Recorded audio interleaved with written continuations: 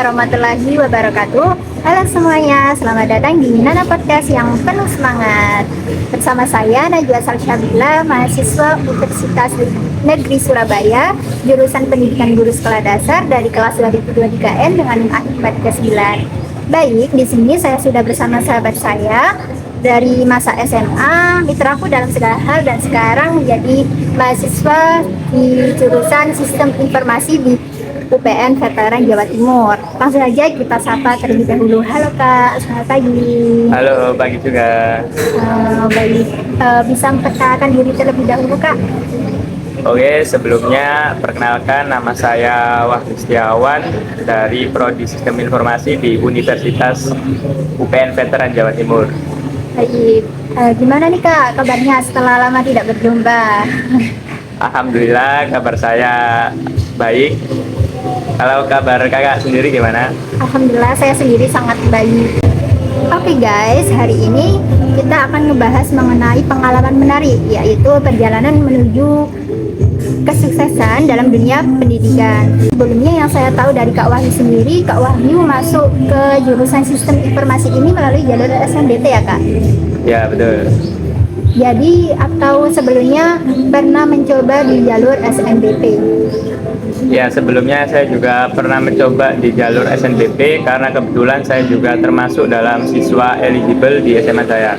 Baik, langsung kalau di SNBP-nya sendiri, Kak Wahyu di jurusan apa ya Kak? Kalau di SNBP, di pilihan pertama saya milih manajemen, yang kedua itu sistem informasi, yang keduanya sama-sama pilih di UPN Veteran. Baik, jadi berhasilnya di rezekinya di SNBP ya Kak? Iya. Jadi dari SNBP yang gagal menuju ke SNBT yang sukses. Wah, gimana tuh Kak ceritanya? Siapa di sini yang pernah ngalamin kegagalan di SNBP? Bisa komen di kolom komentar ya. Tapi tenang saja teman-teman, kesuksesanmu tidak hanya berhenti di SNBP saja. Seperti Kak Wahyu ini bisa melalui jalur SNBT atau yang lainnya. Nah, sekarang ceritain dong Kak, gimana perjuanganmu dari SNBP yang ternyata nggak semulus yang kamu bayangkan, dan bagaimana cara ngadepinnya ketika kegagalan di SNBP? Sebetulnya saya juga nggak terlalu berharap sama jalur SNBP ini, karena yang pertama itu nilai saya tidak terlalu bagus. Terus saya juga itu di SMA ranking eligible saya itu di atas 20 kalau tidak salah itu. Jadi ekspektasi saya itu nggak terlalu tinggi. Jadi saya mulai fokus belajar untuk mengejar SNBT ini karena SNBT ini yang paling realistis lah. Yeah. Tapi sebelum pengumuman SNBP itu saya masih males-malesan dalam belajar SNBT. Jadi belum mempersiapkan sama sekali ya Kak? Mungkin kalau mempersiapkan sudah, tapi belum maksimal lah.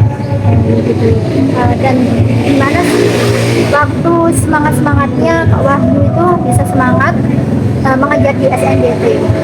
Saya mulai semangat dalam mengejar SNBT itu saat ketolak SNBP, karena itu semangat saya bagus lah 2 kali lipat. Waduh, lalu melalui apa saja nih Kak waktu belajar di SNBT? Apakah ada bimbel atau belajar mandiri? Kalau saya sih nggak ada bimbel offline, mungkin ada bimbel online di ruang guru. Tapi sebelumnya Kak Wahyu ini milih jurusan di SNBT apa ya Kak? Kalau di SNBT, dua-duanya saya milih jurusan Sistem Informasi yang beda kampus. Yang pertama? Yang pertama Sistem Informasi UNER, terus yang kedua Sistem Informasi UPN yang alhamdulillahnya rezekinya di pilihan kedua. Lalu kenapa sih Kak kok masih tetap memilih jurusan Sistem Informasi, padahal kan di waktu SNBP itu udah ketolak gitu Kak? Atau udah, kalau ibarat saya sendiri kan kecewa gitu Kak udah milih di Sistem Informasi? Karena jurusan Sistem Informasi ini impian saya dari SMA. Waduh. Jadi harus tak kejar lah sampai dapat. Baik, dari pandangan Kak Wahyu sendiri, seberapa penting sih Sistem Informasi ini berpengaruh di di era digital, khususnya di dunia pendidikan. Oke, kalau menurut saya sendiri, sistem informasi ini mungkin sangat dibutuhkan ke depannya, terutama dalam dunia pendidikan, karena dengan sistem informasi ini memudahkan para pendidik atau staf-staf sekolah itu untuk memberikan informasi atau apapun kepada siswa maupun mahasiswa. Yang dimana dalam contoh lingkup sekolah seperti SD, SMP, SMA, itu para pendidik bisa menyampaikan informasi-informasi sekolah maupun materi atau pelajarannya diambil melalui website, atau dalam lingkungan kampus itu bisa memudahkan mahasiswa untuk apa ya, KRS-an gitu, terus lihat IPK-nya berapa, terus mengetahui tentang informasi kampus, jadi kayak begitu. Jadi sangat berpengaruh banget ya Kak, sistem informasi ini sangat penting begitu ya Kak. Ya, mungkin sangat berpengaruh. Waduh, ada nggak sih aspirasi Kak Wahyu ini setelah masuk jurusan sistem informasi, atau yang ternyata berbeda dengan sama kenyataannya? Oke, sebelumnya mungkin ekspektasi saya terlalu memudahkan jurusan ini, tapi sebetulnya jurusan ini tuh lumayan lumayan sulit, karena banyak pelajaran yang tidak ada di SMA terus dipelajari di sini, jadi kita itu mulai dari awal atau mulai dari nol. Seperti contoh itu ada bahasa pemrograman, kayak proses bisnis, ada pengantar sistem informasi, itu gitu kita harus mempelajari dari awal banget. Gitu ya Kak. Jadi Ya. seberapa sulit ya Kak? Mungkin kalau sulit ya agak sulit banget sih. Mungkin 8 dari 10 lah. Lalu setelah lulus dari jurusan informasi ini, ada nggak sih bayangan atau rencana kamu ke depan? Udah ada gambaran atau mimpi besar yang ingin dicapai? Mungkin kalau tujuan yang pasti itu belum ada, karena saya di sini kan masih semester 2 ya. Kalau pengen jadi data analis lah.